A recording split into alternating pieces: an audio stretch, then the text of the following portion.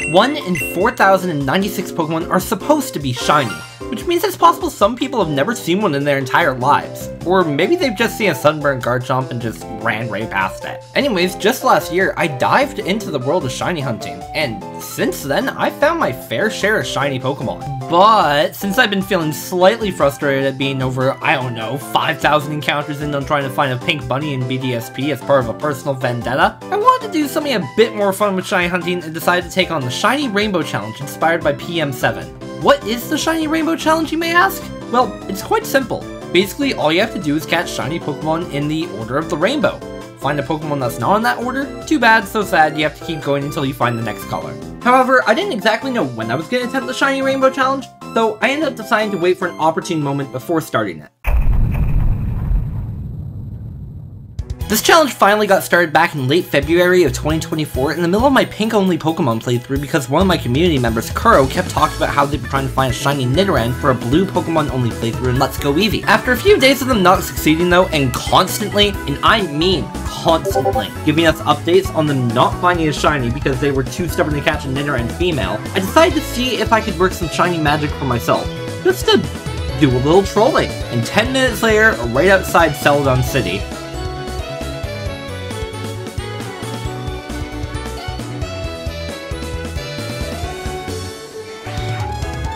oh my gosh! No freaking way! Kuro, you're gonna be so mad at me! Oh my gosh, Kuro, you are gonna be so mad at me! I was full odds hunting as well, okay.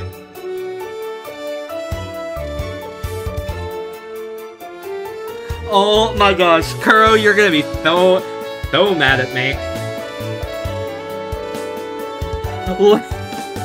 I've been hunting for 10 minutes! I've been hunting for 10 minutes and I just found that! I don't have this one! Oh, he looks so good too! Let's go! Shiny Raticate. So sorry, Kuro. It was at this moment after the capture of Tomato the Raticate, I finally decided I would embark on the Shiny Rainbow Challenge. However, taking on a challenge like this legitimately takes a huge amount of time, luck, and dedication. So if you want to see more videos like this, make sure to let me know by subscribing. It helps way more than you think it does and keeps me motivated to keep pushing out more great content for you. The next color I needed was orange, so I set off towards the rock tunnel in search of a shiny Rhyhorn. I delved deep into the cavern in my search not just for Rhyhorn, but the perfect spot. You see, I needed a nice wide open area so as many Pokemon as possible could spawn, and I quickly found one. This spot is great because not only is it a wide open space, but it also has a ladder. Why is the ladder important? Well, you see, by going up and down the ladder, I can reset the loading zones where all Pokemon spawn. This allows me to see more Pokemon faster. I also caught just over 10 Rhyhorn. You see, in Let's Go Pikachu and Eevee, the amount of Pokemon you catch in a row has some varying effects. If you catch 10 Pokemon in a row, more Pokemon of that species will be more likely to spawn, and you'll find a special encounter as well. However, if you catch 31 Pokemon in a row, you'll be able to decrease your odds of finding a shiny Pokemon to a whopping 1 in 341 chance. But here's the catch. After you've hit your 31 catch combo, only the next Pokemon that spawns has the 1 in 341 odds. So normally what you'd have to do is continue catching Pokemon. That way every Pokemon that spawns after the catch has the increased odds. However, sometimes this isn't always the best option, because sometimes the Pokemon you're hunting for has a naturally low spawn rate. You can argue that doing what I like to call the ladder method in these condensed areas is better because you get to see more Pokemon faster. However, this would mean that I'm hunting at full odds again, and although I could get really lucky and find a shiny in 10 minutes again, I could also get extremely unlucky. And, you know, I have a life and a full-time job, so what I did was I implored the use of lures. Lures, when in use, do two things. They spawn more Pokemon in general, but they also increase your chance of finding a shiny Pokemon from the base 1 in 4,096 odds to half the odds at 1 in 2,048. With these reduced odds, and my new strategy of only catching 10 of the same Pokemon just so Rhyhorn could spawn more frequently, and like 3 hours of hard work, I eventually found my target.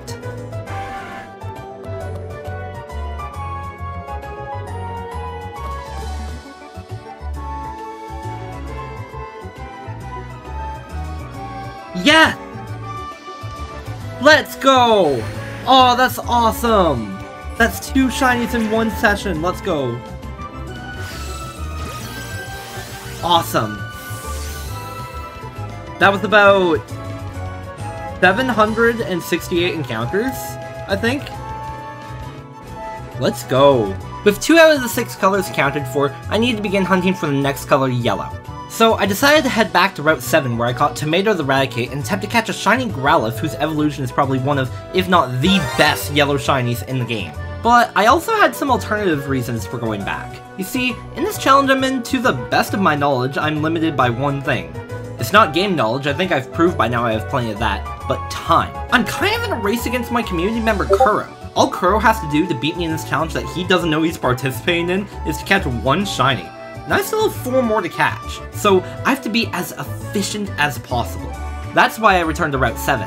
Route 7 happens to have a lot of other potential shiny yellow Pokemon, so I figured that even if I wasn't able to find my target Pokemon, as long as I didn't find something dumb like a rat instead, this would be the best spot for me to go. So, I caught 10 of the little fire pups, used a lure, and began hunting. And not even 20 minutes later, I found a shiny Pidgey, which sadly is not my target. And I know what you're thinking. Hey Super, where's the footage of you finding the shiny? Well, the answer is, it got corrupted. Not too excited to get this guy. But, shiny's a shiny. Alright. Nope.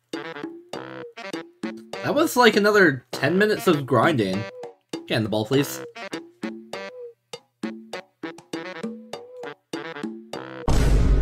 Oh no. I'm not risking losing this thing.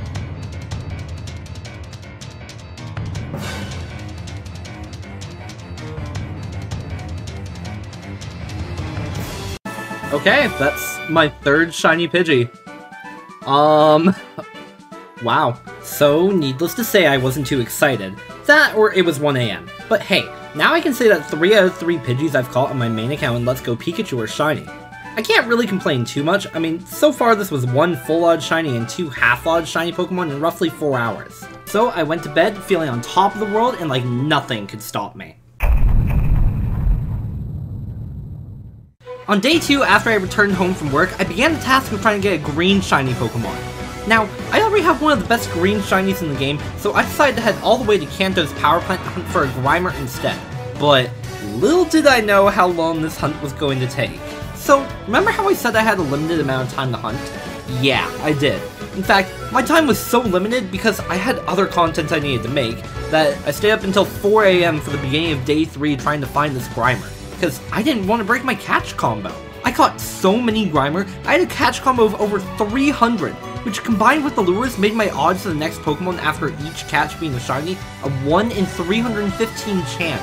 My odds were the best they could have ever been, and yet still no Pokemon would shine. Perhaps this was my Icarus moment. I'd overestimated my luck and flown too close to the sun only to collapse on the ground. Now, sometimes when I do a YouTube project, I don't like to tell anyone about it. And that's true for this challenge as well, but I needed time. I needed time to complete this challenge. So, after around 9 hours of hunting and a solid 4 hours of sleep, I resorted to my backup plan. Hello there, everybody. Hope everyone is having a fantastic... what day is it today? So, I decided to go live.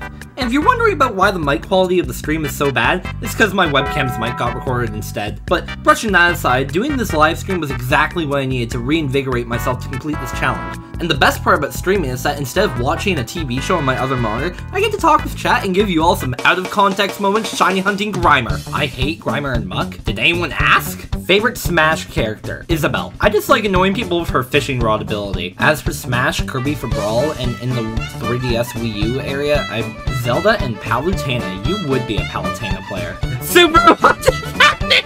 What's this? Hello there. Oh. Hi there. Just put you back. I legitimately forgot Thuncrim was there. I looked away for 2 seconds. You know what, chat? I think the biggest highlight of episode 1 so far of the series is that they pronounced Aang's name correctly. We no longer have 10 guys being like rock.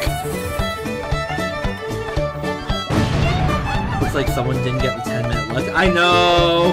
Hey, Kuro, just you wait till the video comes out. I really hoping to get some more like moments I could just use for fun. I might have to download this stream and like edit it just for fun. Oh, let's go! Let's go, Shiny Grimer! Shiny Grimer! Let's go! Let's go! Yes! Yes! Yes! Let's go! Shiny Grimer! Oh my gosh, it happened! Yes, finally! I have been hunting this thing for over 12 hours! Oh my gosh! Yes! Finally! Get in the balls! Yes! Before my streams normally end too!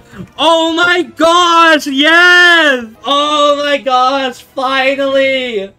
Yes! Yes! Let's go!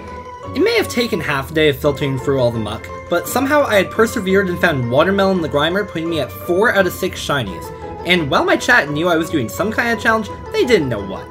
I did, however, title my stream in a way that was going to force me out to break my catch combo to end it, so some braviary-eyed viewers could have found out what I was doing when I went for my blue shiny, Horsey. But this little guy would be a lot harder than I thought he would be. Later game Pokemon are pretty tough to catch, so normally what most players will do is they'll use a support trainer to help catch the Pokemon they're hunting for. However, when it comes to catching Pokemon in the water, you're only able to have one trainer throwing a ball at a time, making things exponentially more difficult. What? So you may be wondering why I don't go for another shiny on the land. Well, the answer is for content. Over both day 4 and 5, I would be hunting Horsey. However... No, that was the flea animation! Dang it! Dude, that's like the 6th one today! Horsey can be pretty tough to find out if it's gonna run or not. After about the 6th time of Horsey running away, I knew that if I didn't find the shiny soon, I'd have to throw in the towel for the night.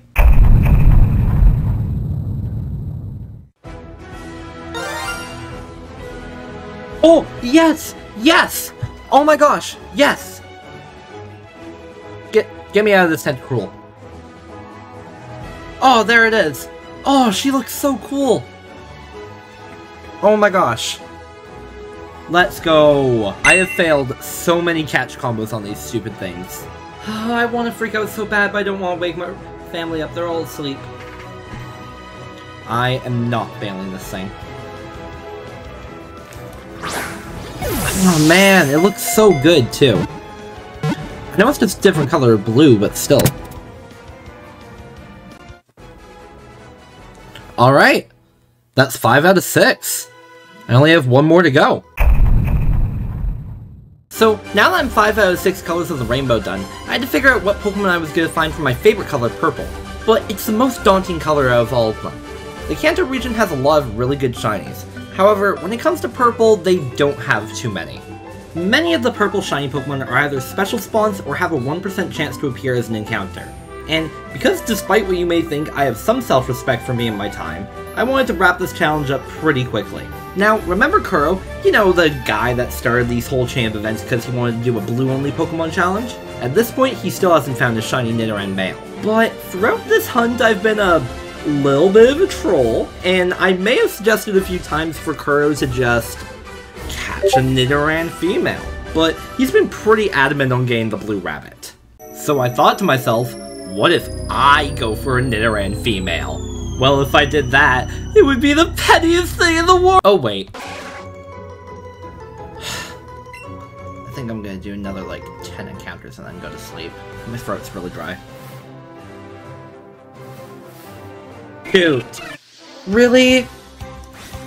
This is what I get after how many hours? Alright, well, it's a shiny I don't have, but...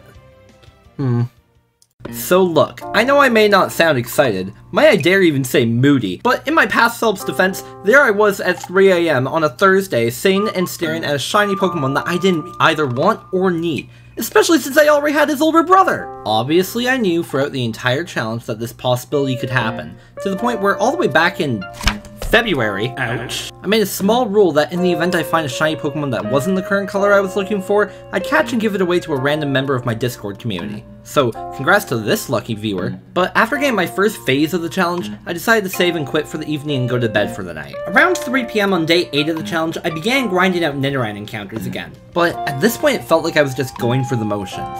Almost all of the hunts I've done for this challenge so far have felt unique. Whether it was resaying at the gates or ladders for Rhyhorn and Pidgey, the livestream for Grimer, and heck, even the hunt for Horsey felt unique because of being limited to only one Pokeball and Horsey being particularly difficult. But this final hunt, there wasn't really much to do except catch combo, release, and occasionally buy Pokeballs. There wasn't even an easy way to increase my chances of finding the last shiny faster. And eventually... Huh? Oh my gosh. Kuro, just like me, found the wrong shiny after hours of hunting. I felt pretty bad that this happened to him, especially since it had just happened to me as well. And then an idea dawned on me. I decided if I happened to find a shiny Nidoran male first, I would give it to Kuro. I mean, this whole challenge started because of him, and I'm not a total Grinch. But then I found out Kuro doesn't have Nintendo Switch Online, so... This was actually a blessing in disguise. Because of the amount of Pokemon I was catching every day while attempting this challenge, and swinging the Joy-Cons because of the motion controls, my arms were actually starting to be in a small amount of pain. I know this sounds ridiculous, me hurting my arms playing Pokemon and swinging a tiny little controller, but when you're doing the same motion hundreds upon hundreds of times for multiple days at a time, and combine that with having to lift heavy boxes during the day for an IRL job, if you're not careful, you could overstrain yourself. Eventually, the pain in my arms turned from annoying to actually a little painful, and there I am sitting at my desk knowing I had to stop the challenge before I accidentally hurt myself. Which really just sucked. 1 week later, Kuro, on a day where his luck stat was boosted to 100%, finally found his shiny Nidoran male, which, after all the hunting he did, was definitely deserved.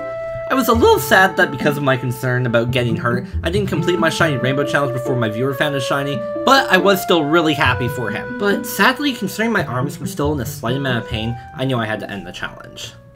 But you read the title of this video, right?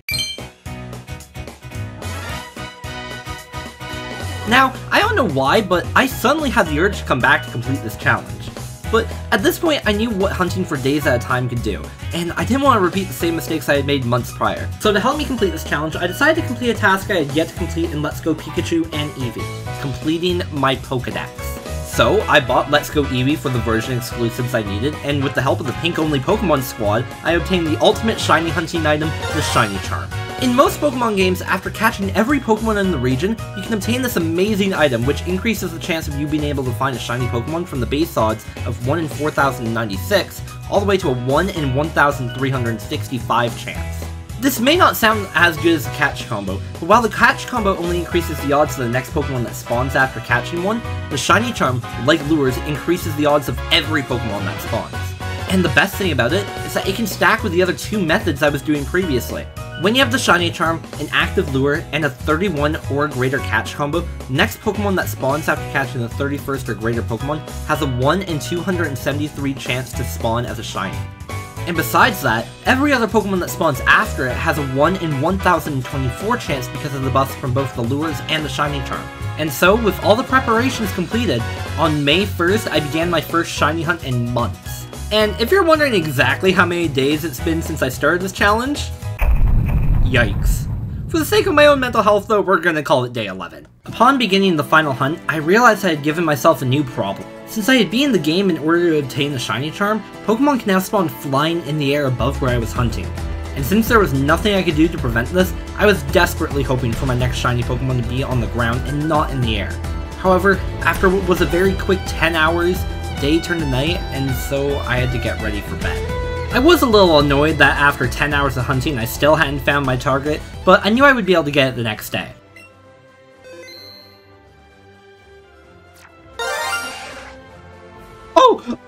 Oh my gosh! Oh my gosh! Yes! Oh my gosh, there it is! Oh my gosh! Finally!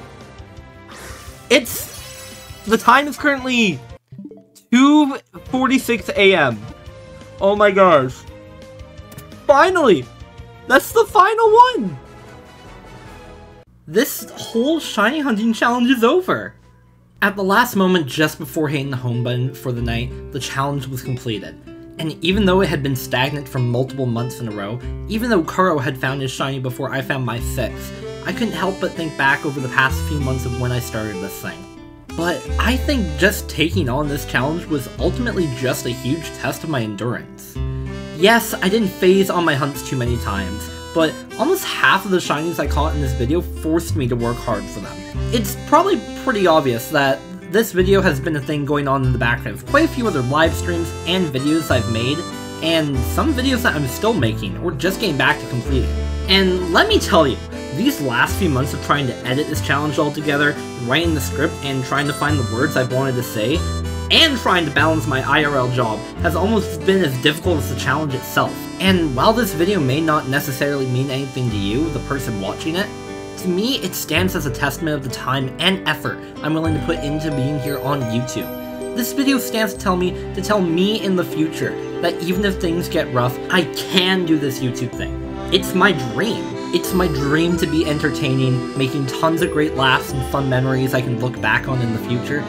And I'm only just starting to finally capture my dream of being creative in a way that only I can be. That's what I've always wanted to do throughout my entire life, and that's what I'm gonna keep doing. But hey, I don't know what the future holds for me or this channel and everything that I love about it. But at the end of the day, what I do know is that it's not about the destination, but the journey along the way. Thanks for watching.